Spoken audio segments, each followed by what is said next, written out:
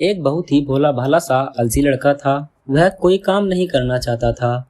बस खाना खाता, घूमता और सोते रहता था। एक दिन उसे किसी ने बताया कि एक आश्रम है जहाँ पर कुछ नहीं करना पड़ता है और हर दिन 2 समय का खाना और नाश्ता मिलता है। तुम वहाँ जाकर रहो। उस लड़के ने सोचा कि ये तो बहुत ही बढ़िया है और वह उस आश्रम में जाकर रहने को सोचा। और फिर वह भोला भाला आलसी लड़का अपना सारा पारंपरिक जीवन छोड़कर उस आश्रम में जाकर रहने लगा। आश्रम में गुरुजी रहते थे।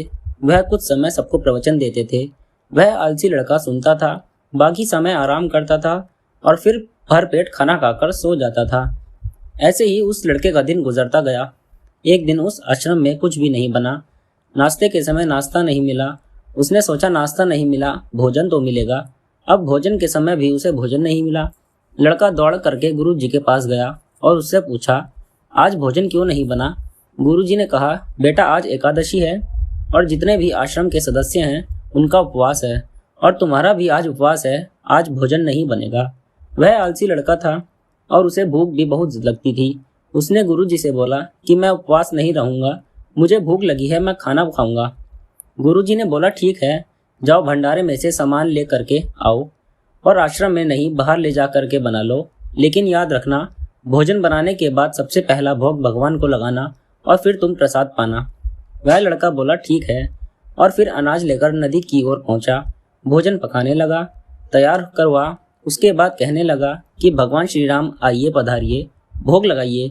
अब जब उसे लगा कि भगवान तो आ ही नहीं रहे हैं तो फिर कहने लगा कि मुझे मालूम है आपको तो अच्छा खाने की आदत है, मैं नहीं बना पाया और मुझे अच्छा भोजन बनाना भी नहीं आता, लेकिन जो भी रूखा सूखा बना है आकर खा लीजिए। भगवान श्री राम उसकी सरलता पर बहुत ही प्रसन्न हुए और उस लड़के को दर्शन दे दिए। उसने देखा कि भगवान श्री राम आए हुए हैं और उनके साथ में माता सीता भी आई हुई हैं। लेकिन लड़के ने सिर्फ 2 लोगों के लिए ही भोजन बनाया था, एक अपने लिए और दूसरा भगवान के लिए। और अब क्योंकि भगवान के साथ सीता माता भी आई हुई थी तो उसने उस भोजन को माता सीता और भगवान के सामने ग्रहण करने के लिए रख दिया। भगवान श्री राम और माता सीता ने भोजन किया और उसके बाद जब वह जाने लगे तो यह भोला सा आलसी सा लड़का बोला कि प्रभु आप आए, दर्शन दिए, बहुत अच्छा लगा। मुझे खाने को कुछ नहीं मिला, लेकिन कोई बात नहीं।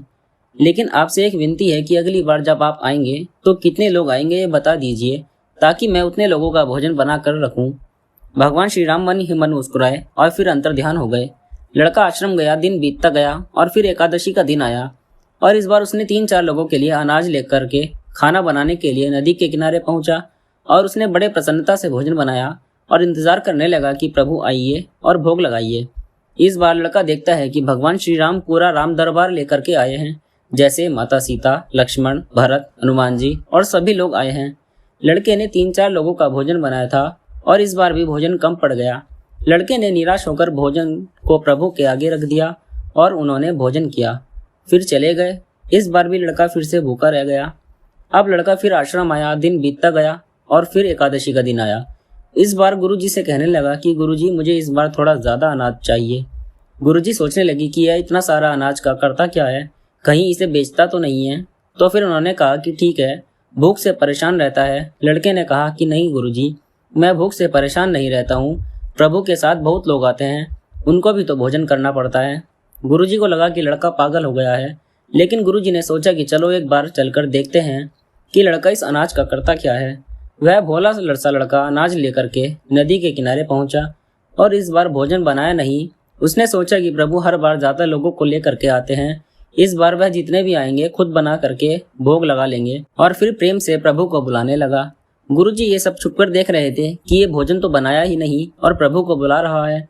लेकिन लड़के ने देखा कि इस बार प्रभु के साथ बहुत से लोग आए हुए हैं, तो उसने प्रभु के सामने हाथ जोड़ करके कहा कि प्रभु माफ़ करना, आप बहुत सारे लोग आते हो, मुझे संख्या पता नहीं होती है और मेरी हिम्मत भी नहीं होती कि इतने सारे लोगों का भोजन बनाऊं।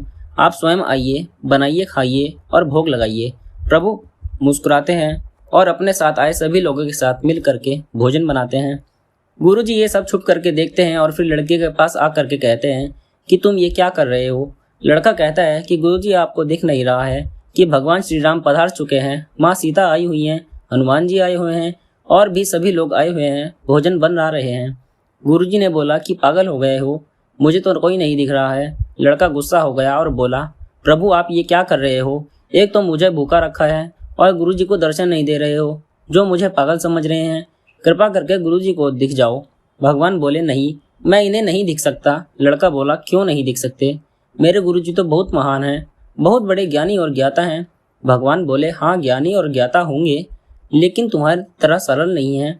जो सरलता तुम में है वो तुम्हारे गुरुजी में नहीं है। लड़के ने यह बात गुरुजी से कह दी कि भगवान श्री राम कह रहे हैं कि आप में सरलता नहीं है, आप मेरी तरह सरल नहीं हैं, इसलिए आपको नहीं दिख सकते। गुरुजी की आंखें नम हो गईं और रोने लगे और बोले कि बिल्कुल सही कहा, मेरे अंदर तुम्हारे जितनी सरलता नहीं है। और फिर माफ़ी मांगने लगे। फिर भगवान ने गुरुजी को भी दर्शन दिए। ये कहानी हमें सिखाती है कि जीवन में सरलता सबसे आवश्यक है। जितने सरल बने रहेंगे उतना जीवन में आगे बढ़ते चले जाएंगे। जब आप सरल होते हैं तो आप खुद को भी मुस्कुराते हैं और दूसरों को भी मुस्कुराने की वजह देते हैं। दोस्तों, ये कहानी आपको कैसी लगी कमेंट करके हमें ज़रूर बताएं और इसी तरह की कहानी सुनने के लिए हमारा चैनल कहानियों की लाइब्रेरी को ज़रूर सब्सक्राइब करें। मिलते हैं नई कहानी के साथ।